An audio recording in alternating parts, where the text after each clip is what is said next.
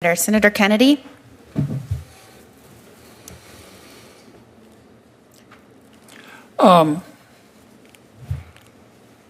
The bad guys are using drones. Does anybody disagree with that? Okay.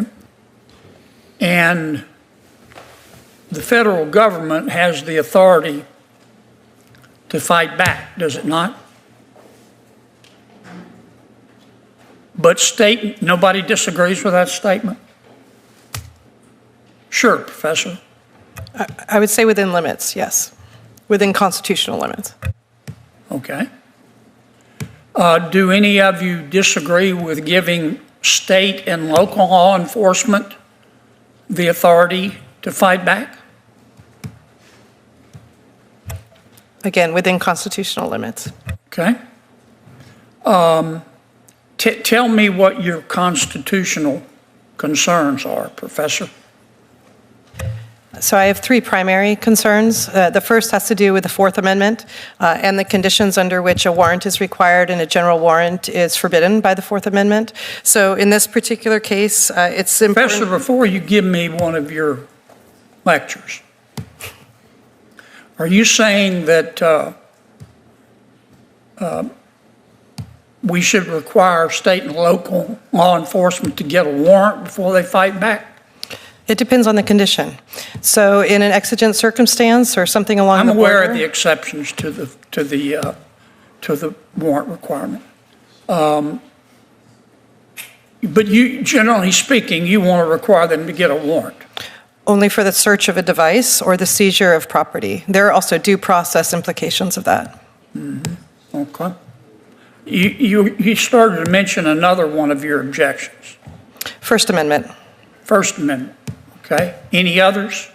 Yeah, I also have a state rights, a 10th Amendment concern here, which is that states own the airspace adjacent to the land within their state that's not federally owned, and the current federal provisions don't recognize state sovereignty in that way. So you want to give state and local law enforcement the authority to fight back, but you want to list a whole lot of conditions. Is that a fair assessment?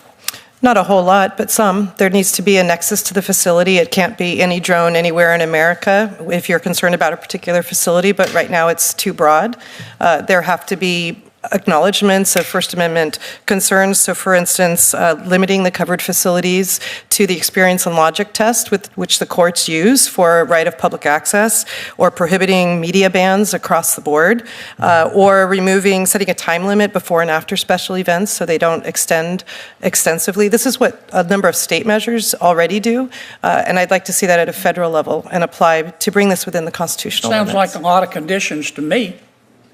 No, not very many. As long as there's probable cause and the conditions are met, then absolutely you can. Have you ever heard of a legislative practice called loving a bill to death? Yes. Okay. And that's when you take a bill and somebody says, I'm really for this bill. But then they add so many amendments and they screw it up so badly that the bill either becomes ineffective or doesn't pass. Is that a pretty accurate description? Of the term? Yeah. Yes. You're trying to love this to death, aren't you? I disagree. You're not really for giving law enforcement the power to fight back, are you? I am in favor of giving law enforcement that power and respecting constitutional limits. I don't believe you, Professor. Okay? You're not talking to Bambi's baby brother here. Okay, I've read some of your stuff. I think you'd be more intellectually honest if you just come out and say, I'm on the side of the bad guys here. I think we shouldn't give state and local law enforcement the authority to fight back. You're trying to make it as hard as possible, aren't you? We'll have to disagree on that point, Senator. Nah. You ever heard the expression, watch what they do, not what they say? I've watched what you've done. I know what you believe. Or you're on the FISA court? I'm not on the court. No, I'm an amicus for the Foreign Intelligence Surveillance Court and the Court of Review. Okay. Were you there when You guys issued all those bad warrants against Trump's people? I can't discuss my work on the court, Oh, unfortunately. it's top secret, right? I'd be on, you'd have to put me on the American people on double secret probation if you told them the truth, wouldn't you? No. I can't discuss my matters that I've handled before the court. I can discuss the public ones where I've dealt with First Amendment concerns and the right to petition. I did an extensive history looking at that right I'm done, to petition. Madam Chair. In a tense Senate hearing, John Kennedy clashes with a constitutional law professor over drone threats and police authority. Kennedy frames the issue as simple. Bad actors use drones. Law enforcement should fight back. But the professor warns that constitutional limits, warrants, speech rights, and federalism can't be brushed aside. The core conflict isn't drones, it's philosophy. Kennedy argues urgency and security demand broad powers. The professor counters that unchecked authority risks violating the Fourth Amendment and due process.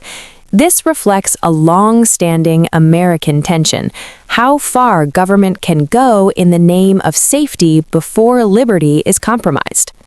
Kennedy's strategy is rhetorical compression.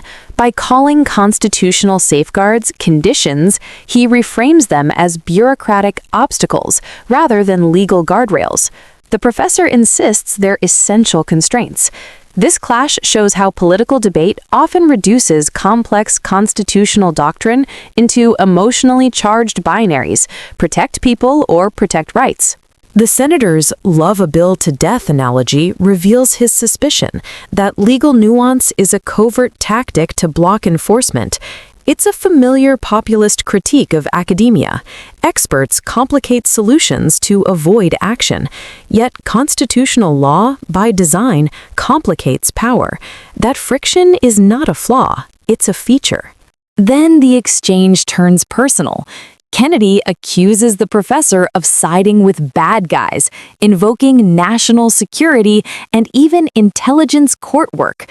This shift from policy to credibility is telling.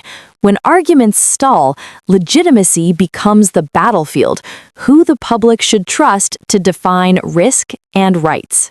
What's really at stake is precedent. Expanding drone countermeasures without tight limits could normalize warrantless surveillance or seizures in domestic airspace. History shows emergency powers often outlive emergencies. The professor's caution echoes a constitutional tradition. Temporary threats must not justify permanent authority. This hearing wasn't just about drones.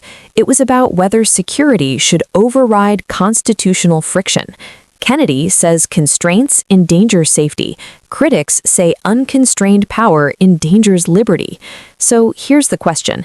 Should law enforcement gain broader anti-drone powers even if it weakens warrant protections? Or are those limits exactly what keep us free?